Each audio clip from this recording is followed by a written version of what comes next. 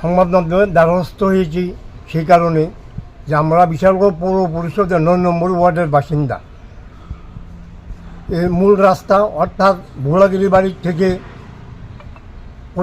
অজয় সাহেব বাড়ি পর্যন্ত এবং ডান দিকে বিজয় সাহেব বাড়ি পর্যন্ত এবং বাম দিকে কাবিবর সাহেব বাড়ি পর্যন্ত যে রাস্তাটি চলে গেছে যা বেহাল অবস্থা। ২-৩ বছর যাবত আমরা এই রাস্তাতে চলাফেরা করতে পারছি না, অনেক অসুবিধা হয়। এক পশলা বৃষ্টি হলেই আমাদেরকে জল কাদার মধ্যে দিয়ে চলাফেরা করতে হয়।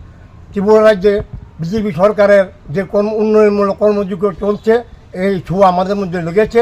আমরা এ ব্যাপারে এমএলএর কাছে গেছি এবং ৯ নম্বর ওয়ার্ডের যে কাউন্সিলর অঞ্জন পুরকায়স্থ তথা উনি হলেন আমাদের পৌর পরিষদের চেয়ারম্যান, ওনার কাছেও গেছি।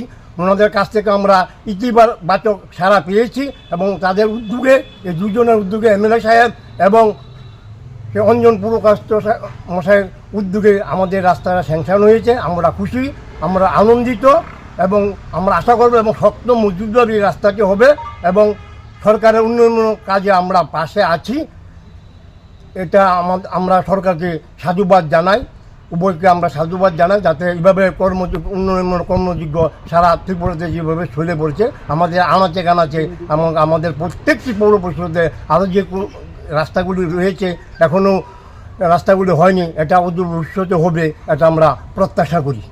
এখানে কতজন পরিবার রয়েছে এই এলাকায়? ২০০ পরিবার হবে। এখন কি আপনারা খুশি এই রাস্তা? হ্যাঁ, আমরা খুব আনন্দিত, খুশি এবং ধন্যবাদ জানাই এমএলএ সাহেবকে, ধন্যবাদ জানাই অঞ্জন পুরকায়স্থ মহাশয়কে যিনি আমাদের পৌর পরিষদের চেয়ারম্যান তথা আমাদের সেই ৯ নম্বর ওয়ার্ডের কাউন্সিলর। কি নাম আপনার? আমার নাম হরিসাধন দেবনাথ।